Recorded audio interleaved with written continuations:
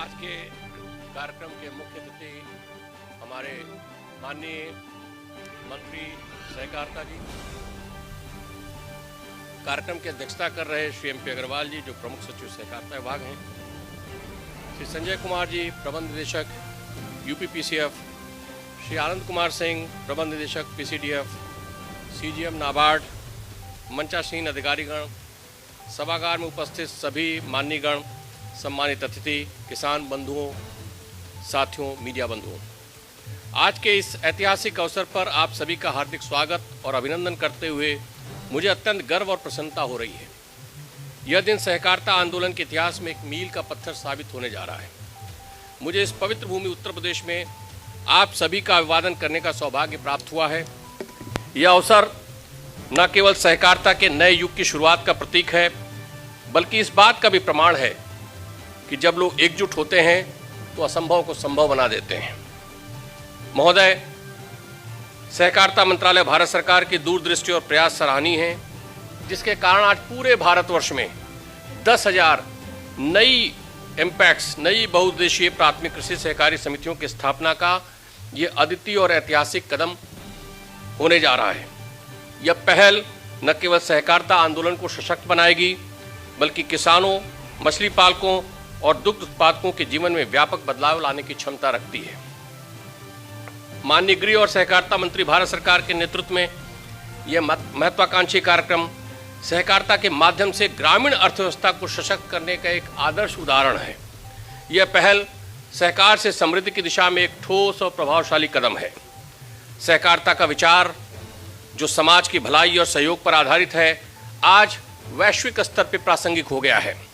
और जैसा कि 2025 को अंतर्राष्ट्रीय सहकारिता वर्ष के रूप में हाल ही में माननीय प्रधानमंत्री जी द्वारा घोषित किया गया है, यह आयोजन न केवल उत्तर प्रदेश बल्कि पूरी दुनिया के लिए सहकारी आंदोलन की ताकत को प्रदर्शित करने का अवसर है।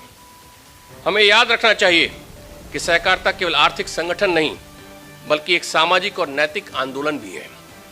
यह किसानों, मछली पालकों, दुग्ध उत्पादकों और समाज के हर वर्ग को एक साथ लाने का माध्यम भी है। माननीय मुख्यमंत्री जी और माननीय मंत्री जी के नेतृत्व में उत्तर प्रदेश ने इस विचार को अपने सांस्कृतिक और सामाजिक ढांचे में बखूबी अपनाने की प्रक्रिया तेज कर दी है।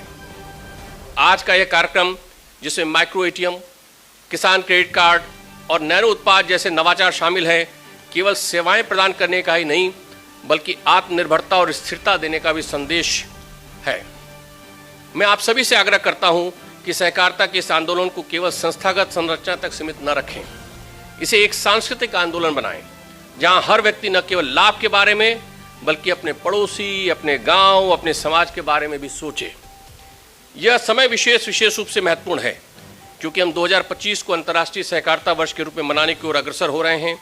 यह वर्ष न केवल सहकारिता की ताकत को वैश्विक स्तर पर उजागर करने का अवसर है, बल्कि हमारे देश और उत्तर प्रदेश में सहकारी आंदोलन को एक नई दिशा देने का भी समय है।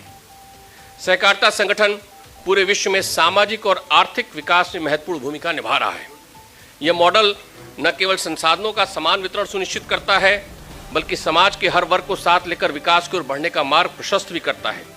उत्तर प्रदेश सहकारिता के क्षेत्र में अग्रणी राज्यों में से एक है और हम इस अंतर्राष्ट्रीय वर्ष में अपनी उपलब्धियों को और अधिक सशक्त बनाने के लिए प्रतिबद्ध हैं।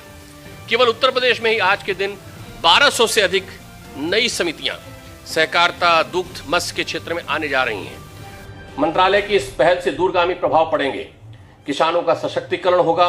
इन समितियों के माध्यम से किसानों को सस्ती दरों पर उर्वरक, बीज, कृषि उपकरण उपलब्ध होंगे, जिससे उनकी उत्पादकता तो बढ़ेगी ही, लागत भी घटेगी। माइक्रो ATM और किसान क्रेडिट कार्ड जैसी सेवाओं के माध्यम से वित्तीय समावेशन को बढ़ावा मिलेगा। अब तो भारत सरकार के निर्देश आ गए हैं कि सभी पैक्स को E-पैक्स में कन्वर्ट कर दिया जाए। रोजगार के नए अवसर क्रिएट होंगे। 1200 नई समितियों की स्थापना से प्रदेश में ग्रामीण क्षेत्रों में रोजगार के नए अवसर पैदा होंगे। नैनो यूरिया, नैनो DAP जैसा इसको क्रिप्को हमेशा कहती है, उत्पादकों के उपयोग से पर्यावरणीय स्थिरता को और कृषि में नवीनता को बढ़ावा मिलेगा।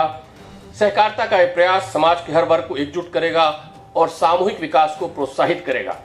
इस कार्यक्रम का उद्देश्य सहकारिता के क्षेत्र में उत्कृष्ट कार्य करने वालों, संगठनों और व्यक्तियों को प्रोत्साहित करना है। इसके साथ ही हम सहकारी आंदोलन के अंतर्गत नई योजनाओं और लाभकारी परियोजनाओं की शुरुआत के माध्यम से हमारे किसान, श्रमिक, उद्यमियों को समर्थन देने का संकल्प भी ले रहे हैं। मैं आप सभी का इस अवसर पर स्वागत करते हुए आशा करता हूं कि यह कार्यक्रम सहकारी विकास की दिशा में नए अध्याय को जोड़ने में सफल होगा।